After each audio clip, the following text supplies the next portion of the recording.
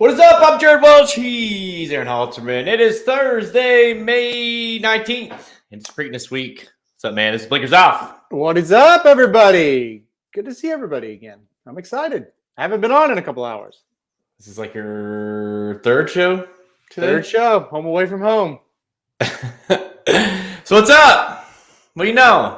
And listen, I've heard there's going to be a Preakness, so I'm excited for that. And there's some races going on other than that at Pimlico. Gosh, this is a great betting card. That's actually these next 2 days are really, really good. So it's exciting, man. I think a lot of people look at it and it's like, oh, we don't have the Derby winner in the Preakness. But if you're betting, it doesn't really matter, right? Yeah, it's going through this card for the guide, and of course looking at Fridays as well. It's like, I feel like you're taking a stab at a bunch of them. It could be, and we had to, it's like that a lot of times with the Preakness. We had a rough Preakness last year, and it's just sometimes you just, because you don't have the highest caliber of horses that run in these stakes races, but they're highly competitive races. Usually they're fairly large fields. You look at the Black Eyed Susan. Holy shit, we'll talk about that one today as well. But and then the Preakness obviously is a little bit of a different angle in terms of how you try to make money in that race. But they are very good betting races across the board. And it's just one of those days, especially a Saturday, where you just have to take stabs and hope you're right. Yep, pretty much that's it. I mean, you need to really press your opinions on these two cards, really.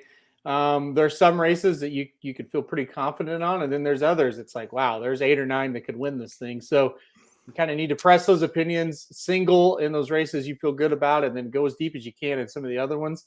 That's kind of what Preakness Day has turned into. The Preakness itself with 2 weeks rest is one thing, but a lot of these horses, will run Kentucky Derby Day and then Belmont Day on these undercard races and skip this day as well, which, like I said, it kind of creates a lot of, parity in the races. There's not a Jackie's Warrior on this card. It's a single, so it creates a different type of card.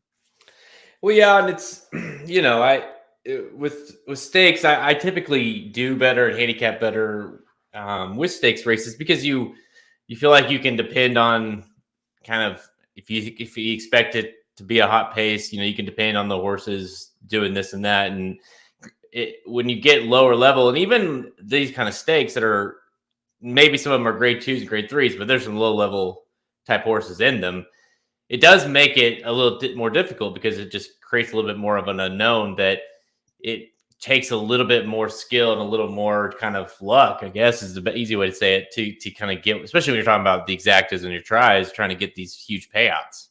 Yeah, I think the Black Eyed Susan, a race we're going to talk about in a minute, is a good example of just a race that you could make a lot of different cases for, and including the favorite, which you're probably going to want to try to beat in this situation, but she could also win.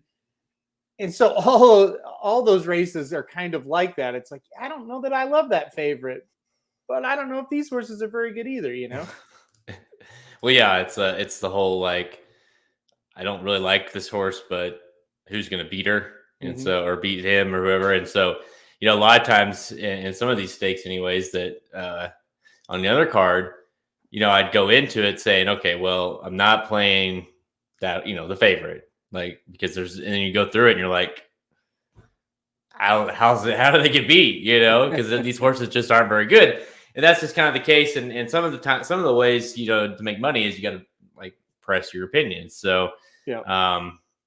We'll talk a little. It's a little different, at least for me. The Preakness, I pressing opinion, whereas I think I'm going to take a stab in the Black Eyed Susan. I'm looking for prices in that race. So, I think if you're playing the double, we talked about that today on the Daily Show. You can play like an all, or not all, but you can play a bunch in the Black Eyed Susan into just Epicenter or just into Secret Oath, or you can go thin in that and hopefully get paid, because it makes no sense to play a Dare Manor and Epicenter.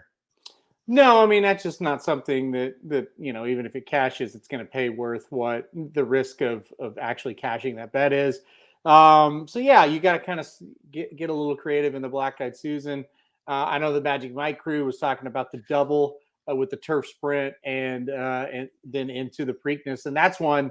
If you go chalk, it's a little bit more likely to hit, and that's one you just play just 2 horses, right, and just smash it. So yeah, I mean, you got to get creative with your wagers a little more in a card like this, but that's all right. That's kind of for serious bettors and for bettors that do this every day. That's kind of what you want from a betting standpoint. Well, yeah, I mean, and I think like a lot of the pressure, at least for us, like when you have the big days, you might like Jackie's Warrior, for instance. Like, yeah, we had money on him, but you also really like the horse, and it's kind of stressful. Like, you want to see him win. Whereas these kind of days, I mean, yeah, Epicenter, I guess, but you're really not tied to any of them. So it's more just like strictly, we're betting. That's all. Mm-hmm. Like, I don't really. So it makes it a little easier to play against a favorite or try to beat a favorite because you're like, I don't really care. I don't. Yep. I haven't been following this horse, or I don't really care that this horse has won 2 in a row. Like, I'm trying to beat him. So yep, it definitely is a day or 2 days of just strictly, not like any other day's not, but just strictly about the betting, trying to make money, trying to get this thing home. So let's not waste any time.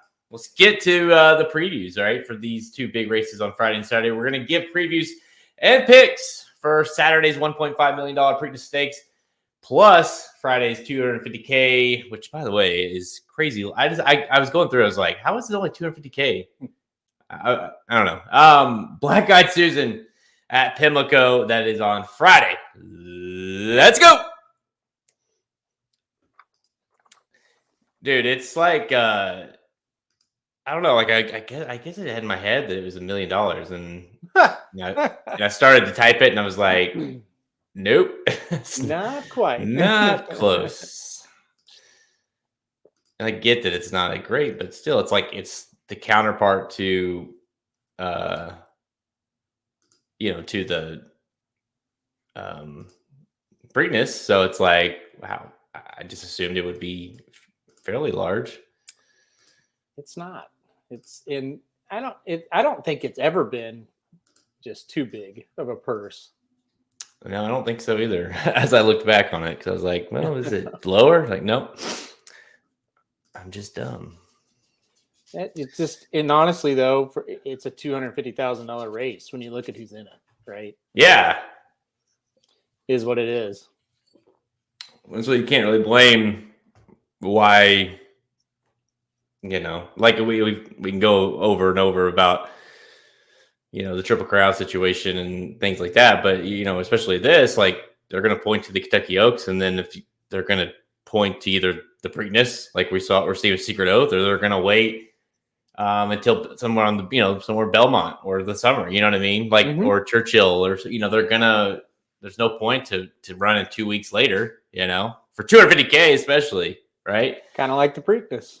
And like I said, that's a 1.5 million versus 3, but still, you got to up that up. You got to increase that if you're going to leave the gaps the same, the 2-week turnaround. You got to make a bigger purse. You have to attract them. Yep. To me, it's one or the other. So. Yep, I agree. Yeah, Shoddy wants to know where the equality is. I agree. Yeah, what's the deal? We're with you. Yeah, we're on your side. I don't know. You got to face the boys, I guess, to get the equality. So, yeah, Lucas said, piss on your equality. We'll go beat the boys. So. Actually, that would be the most equal thing of all, right? So he doesn't care. If he thinks that horse can win a $1.5 million race, he doesn't care. He'll put a donkey in there. You think he doesn't? The biggest thing about D. Wayne is he doesn't give 2 shits about anything. Nope. Not you, not me, not where you're entered, not what you think of him. Like, he's great. I love when he has a big horse in these big races because the quotes don't end. They don't stop. Nope. All right. We're going to kick things off. Let's do the Preakness first. Since that's, kind of the race everyone's talking about. Let's do it. Saturday at Pimlico Race 13, of course, the second leg of the Triple Crown, the Grade 1 Preakness Stakes, $1.5 million, mile and 3/16 for 3-year-olds. And no, we do not have the upset winner of the Kentucky Derby, Rich Strike, in the race, but we do have the second place horse, and that would be number 8, Epicenter, and the horse that I don't think, like most of us, I'm not sure, believe that he actually did lose that race. He certainly doesn't look like he lost the race. He looks amazing coming into this one. So Epicenter is your 6-5 morning line favorite for Preakness 147. He's going to have to face, though, the filly, the Kentucky Oaks winner, number 4, Secret Oath. That seems to be the main threat. Early voting in there as well as a quote-unquote new shooter who's definitely going to have a say in this from a pace standpoint. Of course, last time we saw him finishing second, just narrowly getting beat by Mo Donegal in the woods. So early voting, they're going to have to pass this horse, Secret Oath, Epicenter. How much do you like Epicenter in this race? A lot, a whole lot. I really believe this is the one, right, where he's going to run a huge race. He looks fantastic. I think the Asmussen camp is over the moon about this horse. I think they're wildly confident in this horse. And I think, you've said it this morning, they're shocked that they lost like everybody else. They thought they had it. And I think they're chomping at the bit to get out there and race again and show everybody just how good they think Epicenter is. So I feel good about him. The trainer can be as confident as you want. The horse still has to go out and do it. There's not a lot of reason for me to think he won't. Asmussen horses usually run pretty well in the Preakness after running the Kentucky Derby. And I think he's just going to run a huge race. And I think they'll be really hard pressed to beat him. I feel great about him. Honestly, I kind of look at it as I majorly screwed up not picking him to win the Kentucky Derby and got away with it because I picked him to win ever since he won the Louisiana Derby all the way up until the day the racing guide was released. And I changed late in the game and I still didn't have the winner, but boy, if Epicenter would have won, I would have been kind of kicking myself a little bit. So I got away with not picking him in that race. I'm not going to not pick him here. I think he gets it done. I mean, that's that to me is a killer, right? If you did play Epicenter and you still didn't get cash, and just like we were saying, like they don't even believe, like Asmussen doesn't even believe. How did I not get that home? We did all the dirty work. We ran great, and we still lost by Rich Strike at the second longest price to ever win the race. So yeah, and the thing about the Preakness is you typically have, this is like the truest race of the 3 legs. So of course you have the 20 horse field, 1.25 miles for 3-year-olds, and then you have the Belmont, which is 1.5 miles. Just you rarely will run that kind of distance ever again, unless you are one of the you run those like kind of, I don't know what you'd call those kind of niche races as you get older, those 1.5 mile races. But the point is, the 1 3/16 is kind of the race that's most like a normal race that these horses will run. So you typically see the best horses win. And that's why Epicenter, I mean, there's no doubt, right? He's the best horse in this race.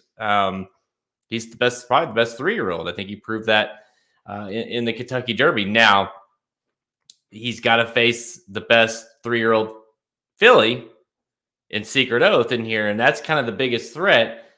But all things should go through him. I mean, I get the 2-week layoff is maybe a concern, but if you like, I mean, Secret Oath has 2 weeks too. Well, 2 weeks and 1 day layoff as well. So to me, it's not about, if you're going to play against him, you got to play almost a new shooter, and that being like early voting or something. But simplification, very enticing. He's on a 2-week layoff. He ran in the Kentucky Derby as well. So to me, the best horse in this race is Epicenter, and that's who they're going to have to try to beat. Yeah, I mean, that's absolutely correct. And it's funny. Some people are like, I don't think he'll run very well. 2 weeks rest. I'm taking simplification, and it's just like, there's a lot of them. I really like Creative Minister. I don't think Epicenter will show up in the best race of 2 weeks. Well, so is Creative Minister, right? So I mean, I think a lot of times we see the favorite and we just start making, okay, how are we going to beat him? This, and this. And then we pick a horse. And you're like, well, this horse here is doing the same thing. And it's like, yeah, but he's 6-1. So, you know what I mean? So Yeah. I look, and this is a good question from Dave. He says, how do you handicap fatigue? Does the fresh horse angle ever factor? And the answer is yes. The fresh horse angle certainly could be a factor. It could be a factor on Saturday. How do you handicap fatigue? You guess. And that's all you can do. You don't know. You have to take with these horses, okay, look at the trainer, look what they've done with other horses coming quick. Have they had success? Right? Right. And that's all you can do. I mean, and every horse is different, but he may show up tired, he may not.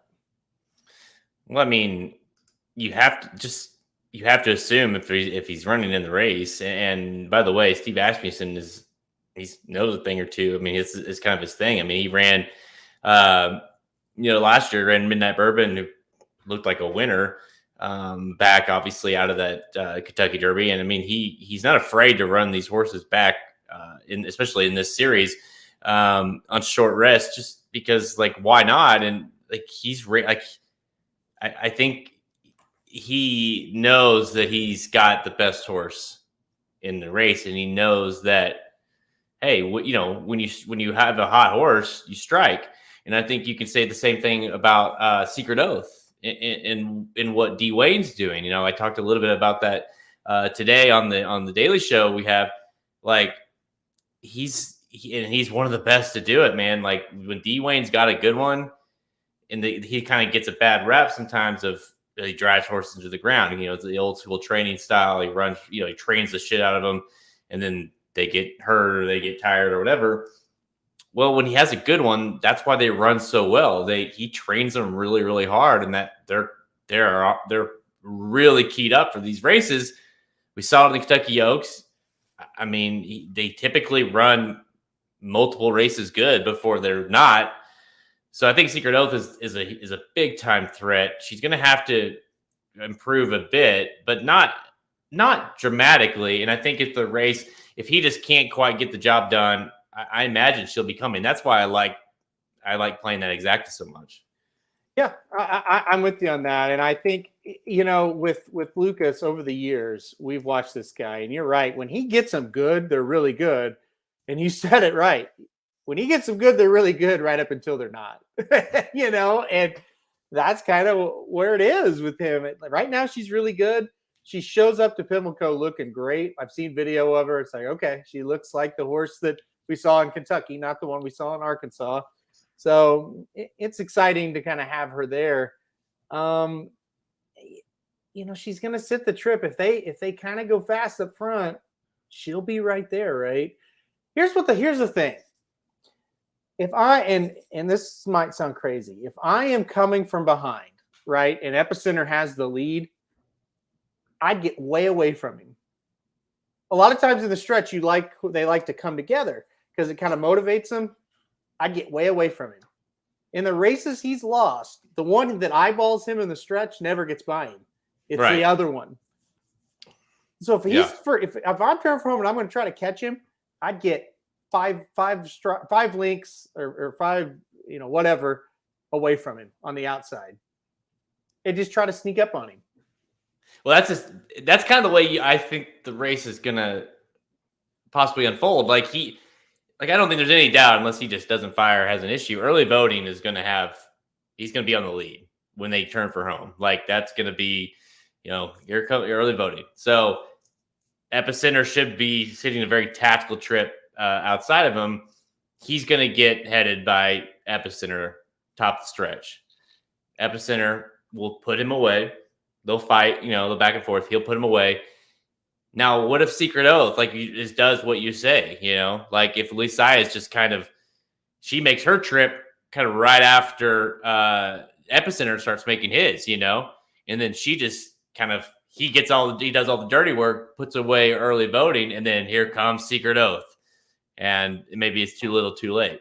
Well, and that's the thing. I would have to think everybody sees kind of what we see on how he lost those two races. So I would think that's what they're going to try to do. Hopefully he locks into one, eyeballs him, and kind of, puts that horse away and then kind of gets a little lazy. And then I think Luis Saez or Johnny Velasquez, maybe on simplification, maybe Brian Hernandez on creative minister just tries to sneak in there and get it and pass this horse. So I think that's the scenario that if you're betting Epicenter, singling Epicenter, that's kind of in my mind of like, oh, that's how he gets beat. And it would be something if we hadn't ever seen it, but we've seen it twice. And so it's like, I know he's the best horse.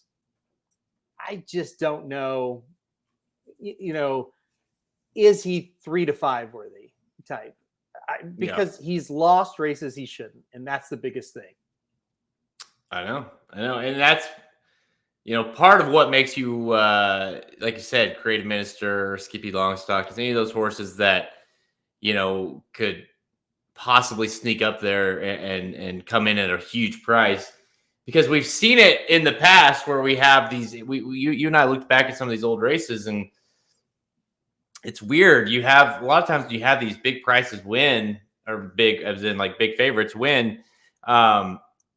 Something crazy underneath happens, Pharaoh, you had Tel Verve, Justified Bravazzo, there's always like this weird, not always, but a lot of times you have like, if it's never comes in super chalky most of the time in terms of 1-2. So maybe it makes sense to try to play creative minister on the bottom of that. Maybe it makes sense of exacta. Maybe it makes sense to play Skippy underneath that exacta, but I'm having a hard time. Like, I can make a case for early voting. Like, maybe early voting just goes gate to wire and they can't. He just, he's the freshest horse, right? I can make a case for him. I'm not betting that, but I could see it. Obviously Epicenter. And then Secret Oath. I mean, she got a terrible trip in the Arkansas Derby. Probably could have won with a better trip with Luis Saez. Now, especially knowing what we know about that Arkansas Derby race. It's so she makes logical sense too. I have a hard time believing any of those three can't win. Like, one of those three won't win. Yeah, I mean, that's just the thing. It is hard to get past those three, and that's kind of what happens when you get a field like this. They stand out, and you don't have a lot of heavy hitters in here. So the ones that are really going to stand out big time. Let me ask you this. Forget about bets, which I know is very hard. Who do you want to win? Like, is it the coach or is it Asmussen? I mean, if all betting aside, I think I would like to see Secret Oath win. Me too. Just because it's Philly, it's the coach. It has a better story to it. Yeah. And she's just a cool horse, an arrogant horse. And so you have that, like, it would be neat to see. And plus her style, like, she would come running late kind of, and it would be exciting. So on the flip side, if Epicenter wins, I won't be upset about it. Definitely not for my wallet, but also because, like, I would love to see him. We've talked a lot about this on past shows. Like, I would love to see him win and then go and win the Belmont and say what could have been. He finished a second to an 80-1 shot in the Derby, or else he would have won the Triple Crown. Yeah. So I think that would be a cool story as well. So I think while Secret Oath would be more fun for this race individually, the bigger story would be Epicenter. And I think it would be cool moving forward. I think I don't remember who said it in the chat. I'm sorry, but if Epicenter, Rich Strike, Derby versus Preakness winner in the Belmont, that would be cool. Who's to say Epicenter's going to the Belmont? But it would be cool if that happened. That would be something that we could kind of get excited for sure. But yeah, I mean, the Epicenter kind of redemption angle is kind of a cool one for me. I know a lot of people had that horse, and so for him to win and kind of, even though you're never getting that Derby win back, just to kind of show people, yeah, he's really good. That would be all right. But yeah, Secret Oath winning would be amazing. And Lucas gets a lot of, just a lot of hate is, I get the only word I could really think of for how he trains. But really, this has been a pretty logical campaign, in my opinion, so far. And after this race, they're going to Saratoga. So they're not going to run her back until Saratoga. You know, every spot she's been in hasn't been a spot where you go, well, that's dumb. Right? She was the favorite to win the Arkansas Derby and would have with a better trip or ride. She's going to be the second choice in the Preakness. Like, why would she not be in this race? You know, so coach sometimes can get ambitious, but with this horse, I think he's made the right move every time. What good would it have done to run her in the fantasy at Oakland? None.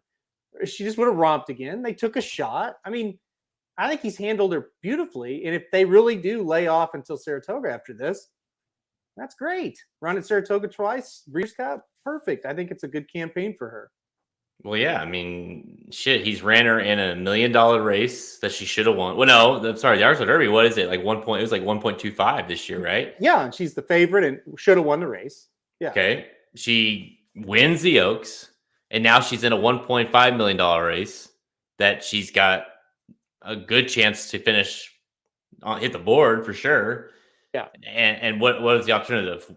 The Black Eyed Susan? I mean, come on. Like, so like, yeah, I agree. And not to say we talked a lot about this where it's like, is she a super freak filly? No, not yet. We'll see what she does the rest of this year. But she has the potential. And also we're seeing that this 3-year-old crop, maybe while Epicenter is very good, but it's definitely the year, definitely the time. The timing is right. And Lucas pinpointed that early on when he tried the Arkansas Derby, and he was right to do that because look at that race. Yeah. And so it makes sense to try to get a filly to win this race this year. Yep. And I don't think you necessarily need to be Rachel to do it. No, you might just need to be Secret Oath to do it. Yeah. And listen, I think Lucas, if you put truth serum in him, I think Lucas is not scared of one horse other than Epicenter. When you listen to his interviews, that's the only horse he ever talks about. He's like, well, there'll be a tough horse to run down. And he doesn't say like, but the rest of them suck, but he pretty much implies it's like, yeah, we'll probably beat the rest of them. It's just, can we run down him? So, and look, this guy didn't get to where he's gotten in life as one of the greatest of all time without being confident, right? He's always confident. But he also is kind of a handicapper at heart, and he kind of tells you what he thinks about the race that he's entering. And it's kind of in Arkansas, if you put truth serum in him, he was probably shocked she lost that race. He didn't seem worried about anybody in that race. Well, dude, I don't know if people saw what we tweeted out earlier today, but I mean, he was not, his quote was, we should have won that race, talking about the Arkansas Derby. She should have won by open links. We did not get the trip and we did not get the ride. So he doesn't mince words, Yeah. He said what he said, and he thinks he's got a horse that, just imagine if she would have won the Kentucky. Well, and maybe it all worked out, right? Because maybe this path, because if she would have won that race, we know she would have been the Kentucky Derby. There's no way there's no way she wouldn't have. He says no, but it would have been yes. 1-9, she's in the Kentucky Derby if she wins the Arkansas Derby. So maybe this was the best way to get her here, to go and win the Oaks and then go into the Preakness where it makes the most sense to, because we wouldn't have seen her if she would have ran the Kentucky Derby and, ran, whatever, however she would have ran. But this makes the most sense, and it's going to get all worked out, and maybe she's going to win on Saturday. Yeah, and to Shotty's point here about Secret Oath in the Arkansas Derby, you and I were standing there watching it, and we were watching it with Kelly, actually, Kelly Von Hummel, the trainer, and we all looked at each other like, oh, man, look at this filly go. Like, she is going to put on a show, and she just hit the freaking brakes in the stretch. So much so that Barbara Road beat her. Sorry, Shotty. I had to. But she hit that was a low blow, and I'm sorry. I apologize, Shotty. But anyway, she did. She hit the brake. I know Catherine's bothering Shotty today. But she hit the brakes in that race, But she still had that huge burst that you're seeing from her in all of her races. Oh man, the hate on this horse is just brutal. No, I'd like to. I wish we were going to the Preakness because I know this. I I stood 2 feet from Secret Oath in the paddock of the Kentucky Oaks, and I was like, "Gosh, she looks unbelievable." And I watched. I was close to her in Arkansas. I was like, I mean, she doesn't look anything special, right? Like she looked the part Kentucky Oaks Day, and so much so that even before the race, like I was with Patrick and I think Somich was with me, and I was like, man, she like this is giving me like fear. I mean, I used her second, but I didn't put her. I was like, this is giving me fear for the win bet on Kathleen O.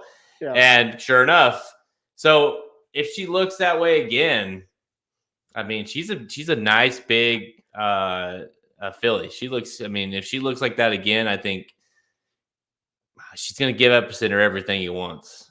Patrick can attest to this. He came to me because he was with you guys, and I was standing in the winner's circle watching him come in and then come out.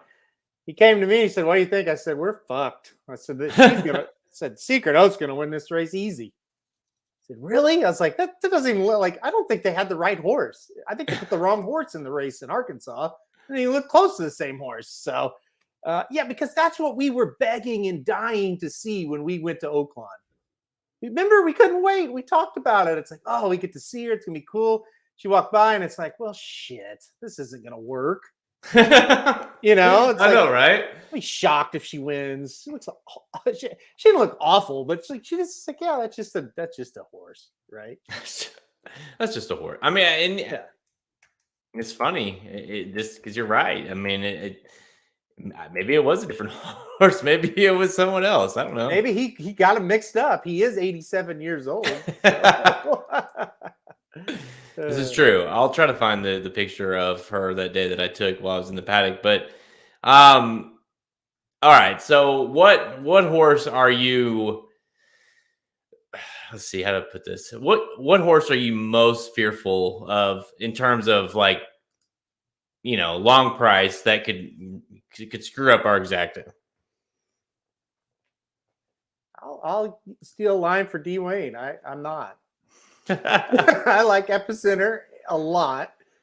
I like Secret Oath in second, and I mean Secret Oath early voting for second, and the rest of them I just, if you would have said trifecta, sure, maybe Creative Minister can get involved, Skippy Longstocking, but I mean finishing top two, it just feels like it's got to be two of those three horses. Yeah, there she is. Yeah, that was me in there that day, and she walked by, and oh shit. I looked over at Patrick.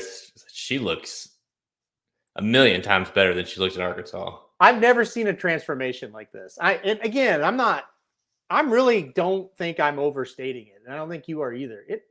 Because again, and I've told this story before, I'll tell it again.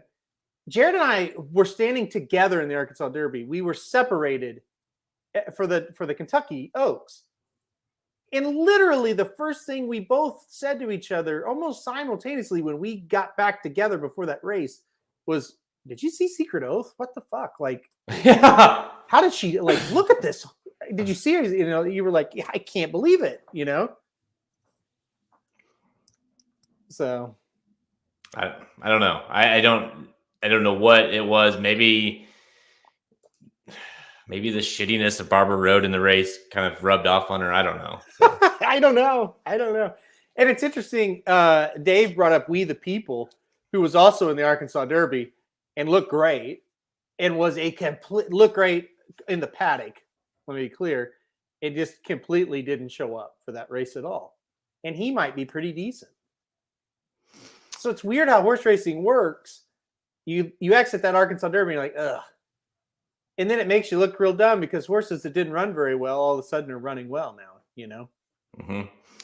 Totally agree with Chris. Kathleen O built like a ballerina, Secret Oath, a MMA fighter, and that goes with the training of D Wayne. I mean, he gets them ready to go, and they look the part. And maybe she's just coming into her own. Like again, I'm fearful of her making the long. Like, can we get her to the distaff?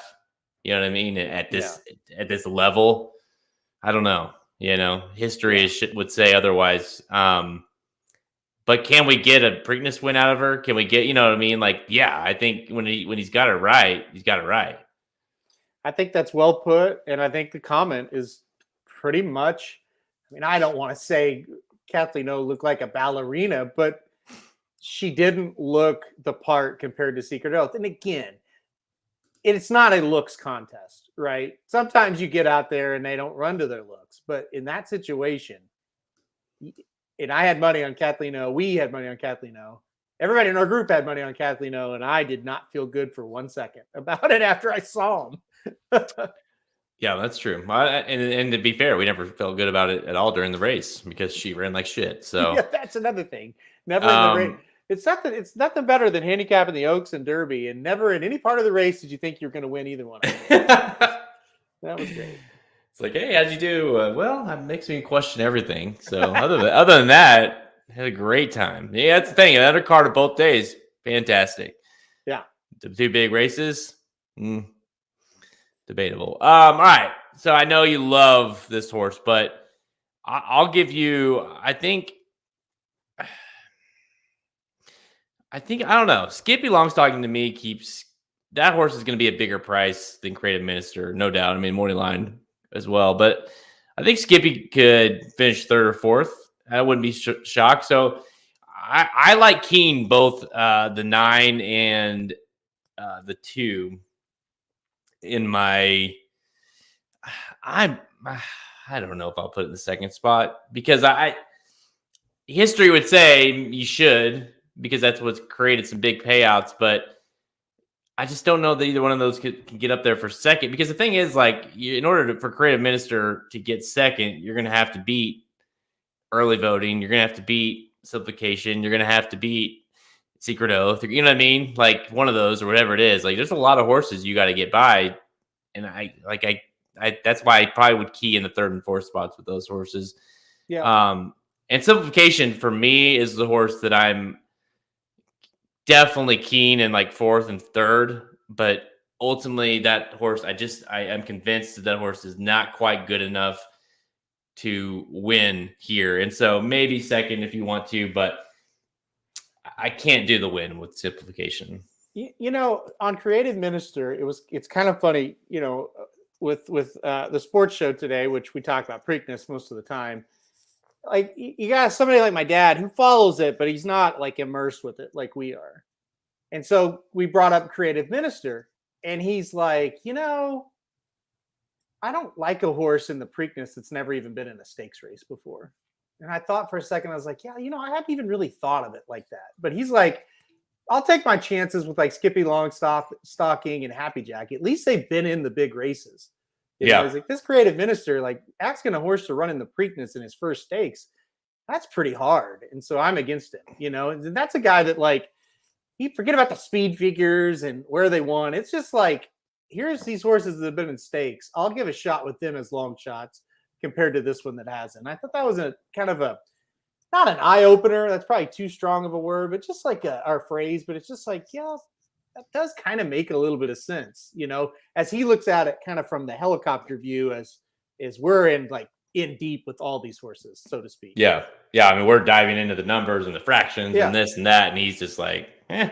And I will say this, I fell in love with him initially, Creative Minister. And the more I looked into him and the more I thought about it and the more I kind of read about him, it almost seemed, and we'll see, maybe I'll be completely wrong, but it almost seemed like and you hear the story of how it came to be. It was almost like the owners said, we should run the Preakness. And then McPeak said, yeah, if you want to, like, but you're going to have to pay the $150,000. If you want to do that, I'll run them.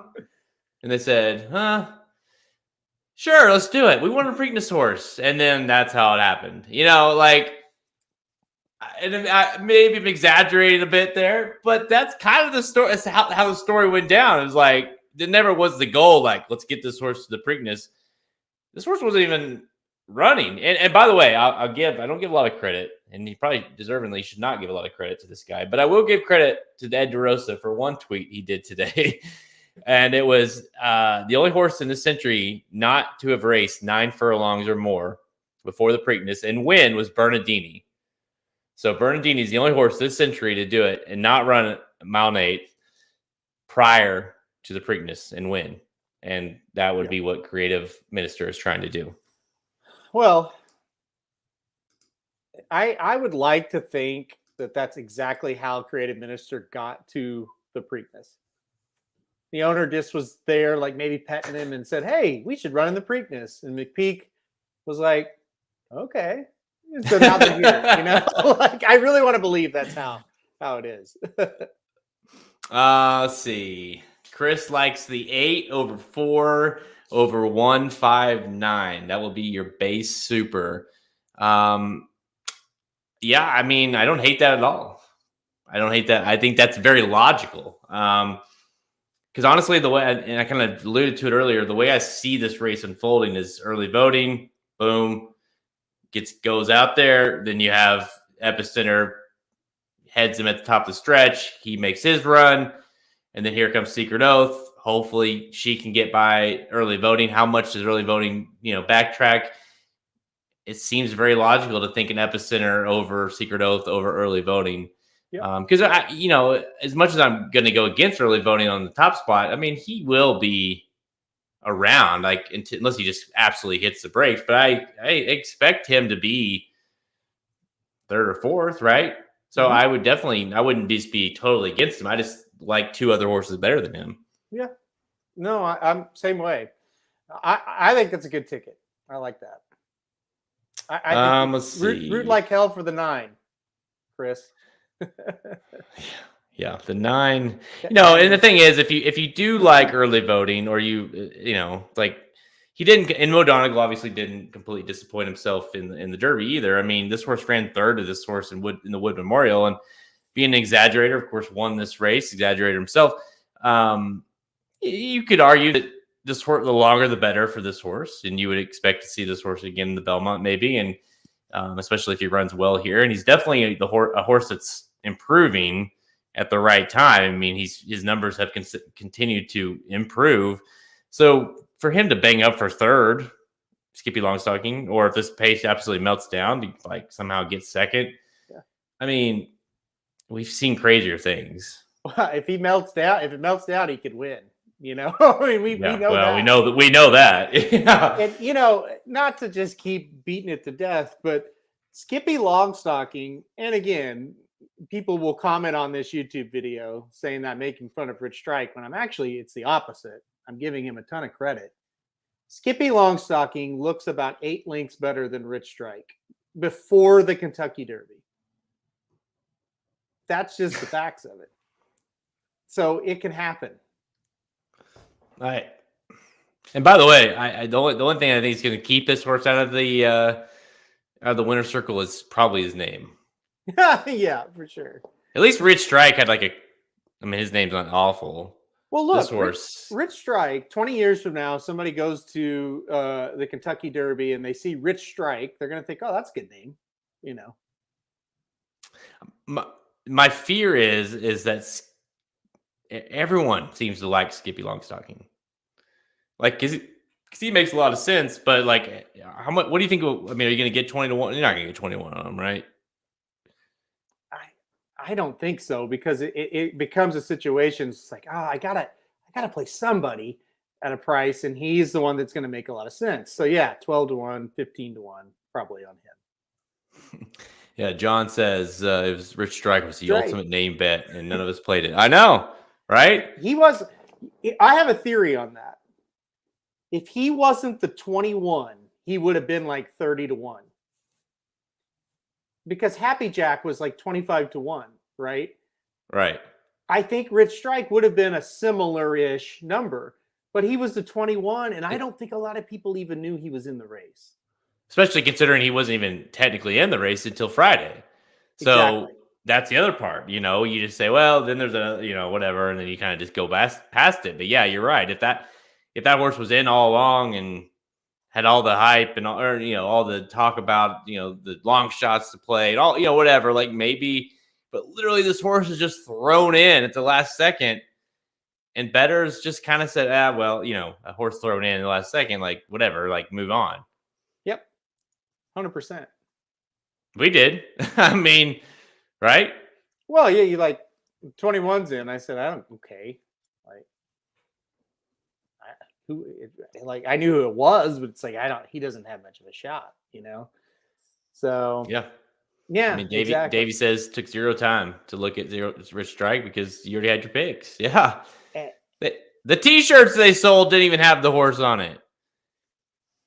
I mean, but Davey, if you took the time, would you throw him in? I mean, maybe you throw him in the bottom of a super because it's like, well, hell, anybody can finish fourth. But like, seriously play him. It just, I don't think you would have. And that's not on you. That's everybody. Like, I know I wouldn't have. No, I've had a few people, I won't name names to embarrass him, but act like, I would have, I think I could have got to Rich Strike. No, you wouldn't have. No. One of those people would have, I think. That you're talking about. Only because he bets like he's blind, but yeah. He cashes one ticket a year. That's true. That was his horse, right? That was his one opportunity of the year. All right. Yeah, and I agree with that. I mean, I get that comment right there. That's not about, that's logically you look at it like, well, he could come late and be like that bomb. So I get it. Saratoga Slim did. That's what they're saying. Saratoga Slim didn't even know where he was when he was doing that show. So, yeah, the live reaction to that though is it's good. It's so much. Anyways, all right. You and I are both on Epicenter. We both like Secret Oath. We're going to be playing both of those in some fashion. Of course, we have the wagering guide available right now. You go get that to see exactly how we're going to play this race, or at least what we're thinking we're going to play this race. And obviously the odds are going to dictate some of those things. But Epicenter, he's the pick. He's the best horse in the race. He's the pick to win. Our pick to win. Preakness 147.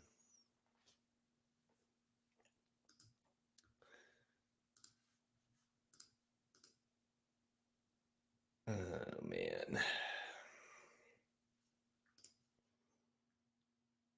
I don't know. I think he's going to do it. I do. I'm very confident. Where is this horse race? I know you're very confident. Yeah, I am. I just kind of look at it as I really screwed up and should have just picked him in the Derby. I liked him all along, and But like I've tried to tell you, and I know you get it, but still, it's like at the end of the day, and I get like what you're saying. Like obviously, he showed himself a lot better than Taba did. But at the end of the day, you would have made $0 on it. Oh, so, for sure. It'd be great to say, well, he ran well, but this crazy horse happened. But at the end of the day, if you don't make money, it's all the same, right? Absolutely. I slept a lot better that night having picked Taba. Oh, I mean, if Epicenter would have won, you would have been upset about it for sure. For sure. And if I would have picked Epicenter and he would have finished second like he did, I would have been more like I wouldn't have got a lot of sleep that night. Just to be honest, because it just would have been gut wrenching. And I know Magic, it feels that way, and it's felt that way for a couple weeks now.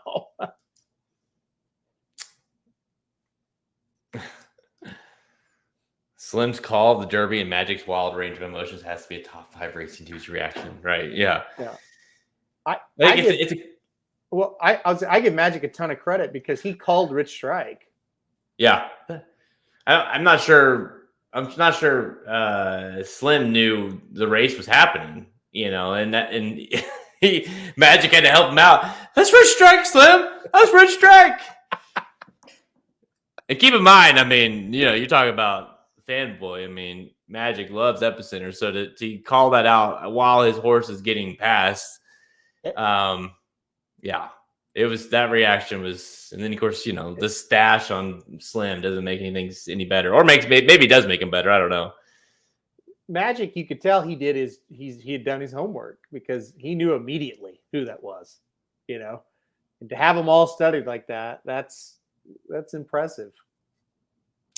Just go to our YouTube page or go to racingdudes.com. Look for the Rich Strike reaction video. It's worth your time. Trust me.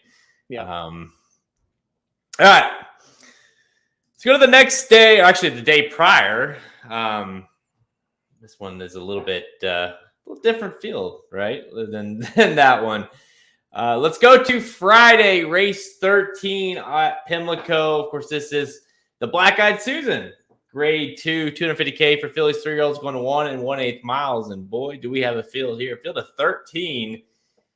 And unlike the Preakness, you don't really have, a Dare Manor is in here at 5-2 and I'll let you, if you'd like to discuss a Dare Manor, but a price or a favorite that I will try to beat. But you don't have the Epicenter, you don't have the Secret Oath, you don't have any of that in here. So you've got a bunch of just kind of new shooters, random kind of 3-year-olds that are 3-year-old fillies that are kind of coming into their own right now, or maybe ones that weren't good enough to win races towards the Oaks or whatever it is, and now they're here. So it makes the handicapping a little more difficult. So I'm interested to know, where are you going here? Yeah, this is a weird one. I kind of will admit that Adari Manor can win and could kind of make me look dumb for going against, but I just don't know. Third trainer and 3 starts, and I get it's all Baffert, but still, it's weird. It's just weird to see. Had really no excuse to lose in the San Anita Oaks. Just lost it. Could definitely run well here, get the job done. But I went with number 7, distinctly possible. Easy for me to say, on top. Listen, this horse as a 2-year-old was running against really, really nice horses. Got second as a maiden against Juju's Map in the Darley Alcibiades. And I think Juju's Map would win this race if she was in it after how she came back at Churchill. So then last time out at Keeneland, this horse comes back first time out as a 3-year-old. Looked very good, won by a length and a quarter. And the horse she beat in that maiden special weight came back to win by over 7 lengths next time out, Miss Yearwood, who's also in this race. So I think this horse has been running against very nice runners, and I think distinctly possible can pull a little bit of an upset in this spot. I definitely like her. I almost pulled the trigger on her with her on top. I definitely think Dare Manor is a very frustrating horse, just because I was set to put her as my Oaks winner. Just needed her to win the Santita Oaks, and she couldn't do that. She lost. Now, the winner did come back to run pretty well in the Kentucky Oaks. Desert Dawn didn't really disappoint herself, finished third. So Dare Manor is just, now it's with Sean McCarthy. That was with Tim Yakteen. Then, of course, it was with Bob Baffert. So you have 3 different trainers now since, I guess since her start in February. I just don't know what you're going to see out of her, And, I think she'll be a pace presence. I think she'll be on the lead. Maybe she's like early voting and she's there, but I just don't trust her enough to play her on top. Distinctly possible, I think, and I saw someone mention it. I think distinctly possible is going to be pounded. That's the problem. I agree, Chris. I like this horse, but I think 6-1 is a pipe dream.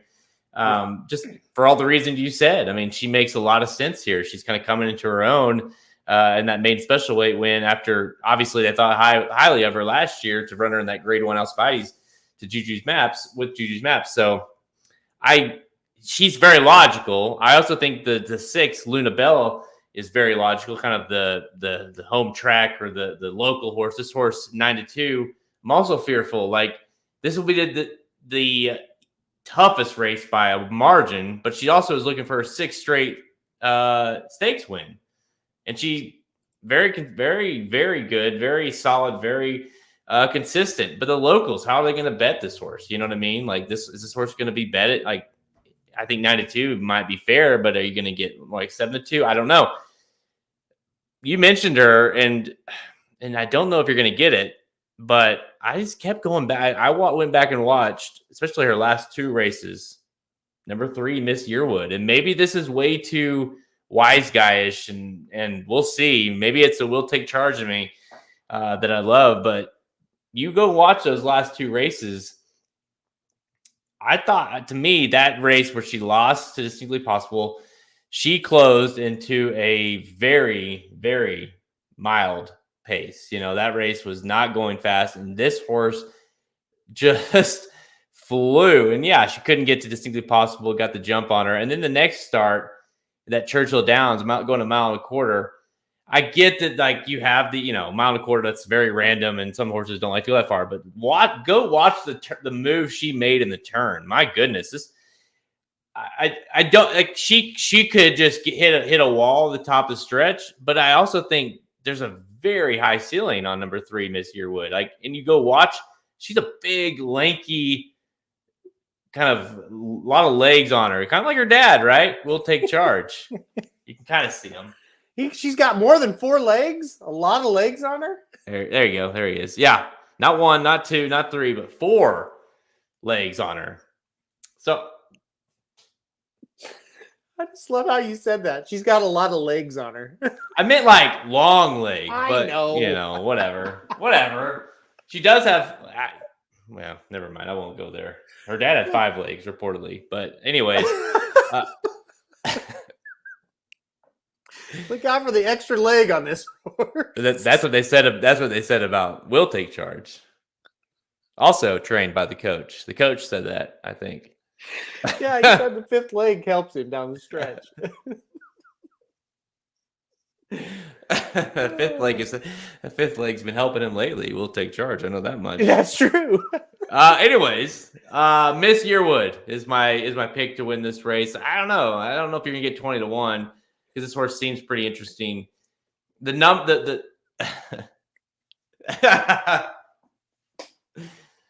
does not have 5 legs, but her dad did. Do you like Miss Yearwood at all?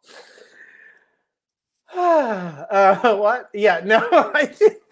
Listen, I picked Distinctly Possible not mostly, but a lot because of Miss Yearwood and how good she ran. And you go back and watch the maiden, and you talked about it. The horse runs very well in that maiden race. Those 2 horses are well clear of the rest. So yeah, I mean, I do have to kind of say that, yeah, I like Miss Yearwood a bit because I do kind of like Distinctly Possible because of how good Miss Yearwood came back to run. Catherine, why did Lucas go for this race? Secret Oath would win by 100. Well, yeah, but it's also a 200. It's also a $250,000 race versus a $1.5 million Preakness Stakes. Winning this race means absolute jack shit. You win the Preakness, it means you go into a different level. So if she wins the Preakness, she is a shoe-in for 3-year-old filly of the year, right? Like, a lot of weird shit would have to happen for her not to get it. She's also putting her name up there for horses, some of the best 3-year-old fillies of all time. It's back-to-back grade 1 wins. The farm and the owner they're very conscious of getting grade 1s. And you're going to be the second choice to win a $1.5 million race. So this race just doesn't mean anything. Is the right answer? Is the I don't know if it's a right answer. It's the best answer. It just doesn't mean anything. I mean, yeah, exactly. I mean, I picked a horse with 5 legs, and and like Secret Oath doesn't belong in this race, right? So anyways, who else do you like in here? Well, how about Divine Huntress getting the jockey upgrade to Pratt? You kind of mentioned this morning you like that horse a little bit. I kind of do too. Yep. I don't know that she's got 5 legs, but I do think she has 4. And at times this horse has looked pretty good. It hasn't been lately. Yeah, I agree. I mean, when they remember, I don't know if people remember this, but when Divine Huntress entered that, well, I guess you should say from the Rachel, that's when people really started noticing when she entered the Rachel. But at the time, prior, of course, change, the purchase and the owners or the trainer. And of course, you're like, oh, wow, this horse has just won by 12 at Parks. So there was some upside there. Now the horse was awful in the Rachel, was not good in the Gazelle.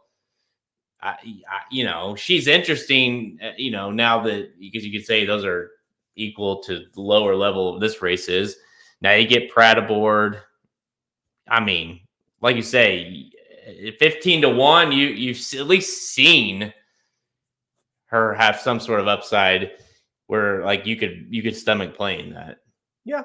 I would need 15-1, every bit of it for Divine Hunters. But I mean, at one time I thought that horse was going to be pretty decent. So you're just kind of hoping that she gets to that top race. And it's Pratt. And Bree, you're right. Pratt is selected. So the horse is probably doing decent coming into the race. He's not a wizard either, though. Like, he's got to have something underneath him, preferably not just his third leg to win. He does have to have the horse. I don't know. That's where we're at. So at least I was talking about horses. I mean, I don't talk about people. Yeah, that's where we're at right now. So oh boy, we've lost it. We've lost control of it. What about Interstate Daydream? You like this horse for Brad Coxwell? Got beat pretty badly last time out in a race that I thought she'd be a little bit more competitive in. But Nest is obviously a really nice horse. Got second in the Kentucky Oaks. So, a little bit's the answer. I think we're going to need a little more than 6-1. That's the key. But I think this horse has got a shot. I would throw this horse on the pick 4 or pick 5 ticket. So do you think playing this race is like, does it make any sense? I mean, are you just 100% against the Dare Manor, or will you be using her at all? I'm going to use her because I'm going short in some other legs tomorrow. And so I feel like I can therefore use her. If I couldn't go short in those other legs and I needed to go short here, I would not. But I'll probably go like 6 deep in this race. And I think at that point, she is one that you need to use. Yeah. I mean, what is Davey wants to know, what's a playable price for a Dare Manor for you? I think you need every bit of her morning line.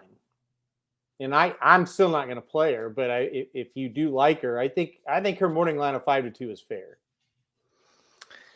You could also argue, but I'm not disagreeing necessarily, but you could also argue her last 4 starts, her debut was the only one where she's been below even money. Yeah. So you're finally getting the price, quote unquote, the price you want. Yeah. You could also argue, hey, like she probably should be on the lead.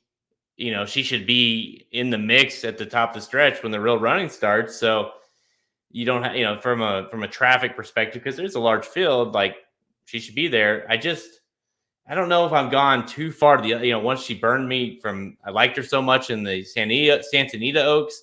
She burned me so much that I'm now way too negative against her. I don't know if it's that combined with the fact now you have another trainer. It's like, what's happening from that angle? I don't know. Like, I think it's just all those factors makes me look at, especially when you look at a horse like at 20-1 and Distinctly Possible at 6-1. It's like, there's just better options. I think better, especially from a value perspective. Yeah, and that's just it. I mean, if she wins by 2 lengths, it's not going to be the most surprising thing, right? But there's just enough there to go, I don't know. I just decided, as far as betting a win, I'll take a shot with a higher priced horse, and then I'll throw her in exactas and tries. That's just where I landed on it, because I think she'll be bet down. Yeah, Michael, I never really heard of an exact reason. They just weren't going to go to the Oaks. That was, why did she skip the Oaks 2 weeks ago? Probably because she's not great. And that's why she's here, because this is an easier race to win, Like, that might be it. It might be as simple as that. With these Baffert horses that are with these other trainers now not running very well, is that a worry for you? Yeah. I'm now officially on the, I don't know what day we're in now. It may have a Baffert clock, how many days we have left, but I'm at the point now where I'm not betting any Baffert or former Baffert runners until I see Baffert listed as a trainer. What is this? No. Let's see. Oh, hell. I'm with you. I'm with you on that. It's weird. Yeah, defensive use of the multi makes sense for a Dark Manor. Yeah, you have to use her, I think, in that case for sure. But in terms of like playing win bets or playing a try or exact or whatever, you might as well take a stand against her, because it just doesn't make a lot of sense. Yeah, I really don't know what's going to happen next with Borat Capper coming back on here. Where is he? He should come on. I don't know. This is odd that he has her. This is kind of scary. I play Magic really for that. He gave him access to it, I think. So yeah. That's scary. Yeah, Michael, I agree. You gotta chuck her out of the try. I think you might as well. It doesn't make a lot of sense to use her, but I get if you're playing multis, I think it makes a lot of sense to use her from a defensive perspective. He knows how to log into the back of StreamYard, so I don't know what he's doing. If you're able to comment,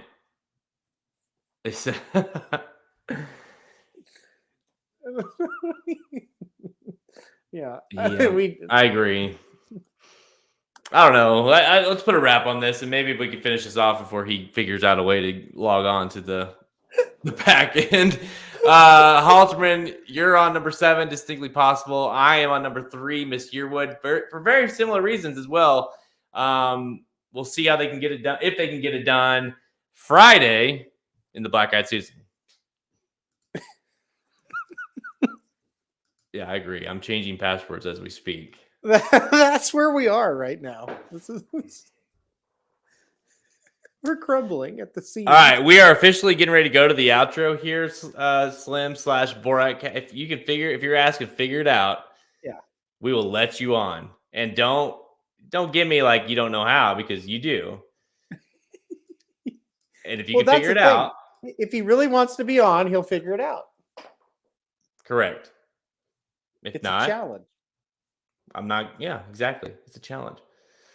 All right, that's all the time we have. Check us out at racingnews.com for our free picks and, of course, our premium selections on the products page. Click the Get Racing News Premium button at the menu at racingnews.com to learn more.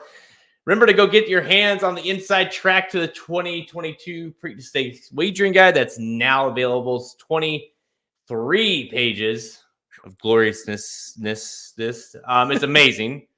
Go check that out at racingnews.com on our products page.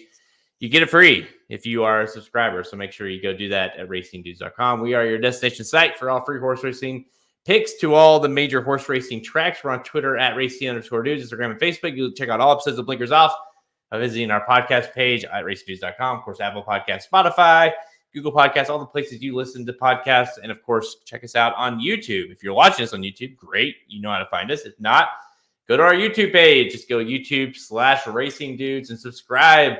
And you'll get alerted when we go live for these, so you can interact and you can listen to Borat Capper and potentially make his appearance. It's not going to happen, I feel like. I still don't see him on the back end here. But, yeah, go check out the Magic Mike show as well. They did a Pimlico Saturday late pick 4. So if you want some more analysis, especially at that late pick 4 sequence, go check out the Magic Mike show on all the same platforms I just mentioned. And, by the way, we have to at least – I'm sitting in the presence of not just a great horse racing handicapper, but this guy, he's the best MLB handicapper. That's right. I think your dad, maybe, I don't know which one's better in the NHL. One of you were both up there, but this guy never misses a game in Major League Baseball. How do you do it, man? Dude, I've gotten like 14 straight hockey games too. But yeah, baseball, honest to God, everybody listen, I think I found something. Don't watch the games. And I told my dad this. I said, you watch the games and you get emotionally invested one way or the other. And you're like, oh, this guy was so bad. There's no way he'll bounce back. When you just look at the stats, you're like a robot picking them. And like I said, I've been the number 1 MLB capper on Tally site like 3 or 4 weeks this year. I haven't watched one pitch of a baseball game. I could not name you 3 baseball players. And that's not, you think I'm exaggerating? I'm not. I have no idea. I don't have any idea who's in the league. They're just numbers to me. It works. And trust me, I'm not watching one pitch of that boring shit. I hate baseball. But I can pick them for some reason. I don't know why. You're really selling. You're really selling your services right now. No, because I think I found the secret to sports betting. Don't watch the games. Just look at the stats. Oh, God. You think you're the first person to ever say that? Come on. Oh, God. Borek. Hold on. I mean, it's unbelievable because when we started it, I said to my dad, who's actually studies it, I said, I'll go ahead and do this, but dude, I don't know shit about this. Like, I don't even know who's in the league anymore. And yeah, I just, for whatever reason, I'm sure it'll go away, but for whatever reason, it works. Everyone needs to go get, where can you find your picks for Major League Baseball? Go to racingdudes.com/sports, or if you go to racingdudes.com, you can click on other sports, and then there's a tab that says MLB picks. You can also get NHL picks and NBA picks. We pick every game every night, just like the win bets and the horse racing that are free. All the games for all the sports, well, all the major sports are free. racingdudes.com/sports. Go to it or be cursed. That's a pretty good endorsement there. Yeah. There you go. I sent him the code. I think Borat is on his way. There you go. There's the beautiful Preakness redemption. To go get this wager guide at racingdudes.com. It's available right now. I just finished it a couple hours ago, so it's been quite the quite the endeavor. We really oh geez. Barack up here. You do not send me StreamYard link. We just sent you the code, Borat. Very nice. I'm very happy to be here tonight with the doggy and talking about the Preakness. You don't get my pick before Preakness. I don't understand you. Yakfoot is back again with the horse named Omyak. Barefoot, Yakfoot will rule again. The salon pods will be out again. You don't even talk about Omyak on the Racing Dude podcast. So you think he's going to win? My pick is this. I'll tell you this. I have a whole thing about what happened. You know, when Rick Striker, you know him, he has a name, Ricky Striker. Rick Striker. Familiar, yes. Win the Kentucky Derby. And, you know, his trainer, Eric Reed, a good friend of our vice president, nice, yeah. Wah. You know Kamala very well, I heard, but then I heard he's a Trumper. I heard that guy's a Trumper, and I say, oh, then he go into Preakness, and he say a horse in there named Early Voting. And you know Trumpers hate early voting. So he don't enter race for Richie Striker. So with early voting, they know he win. Chad Brand, early voting. Get to wire. Nice. That's the pick for the Borat Kappa. Wow. Can we see more of the dog? Doggy. Oh. So that's the pick. All right. But I will tell you about my pick, Messier, in the Derby. They had the Salon Paz. They had the horse rash cream. They had the Robitussin. They had it all. And you know what happened? Horse from UAE ruined Derby. You can't trust a horse from the UAE. They kidnapped their daughters over there.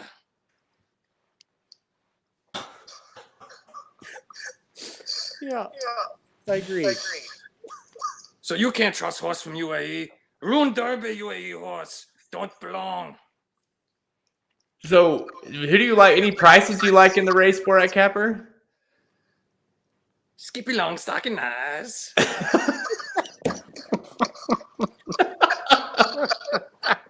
I like horses from the Wood Memorial. The Wood Memorial, always best race of the year. Nice. Is Mo Donegal going to be your Belmont horse? Nice, yeah. Todd Pletcher, very nice to Borat Kappa.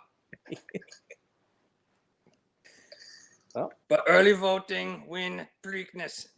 Bye. I got to go. Doggy eating arm.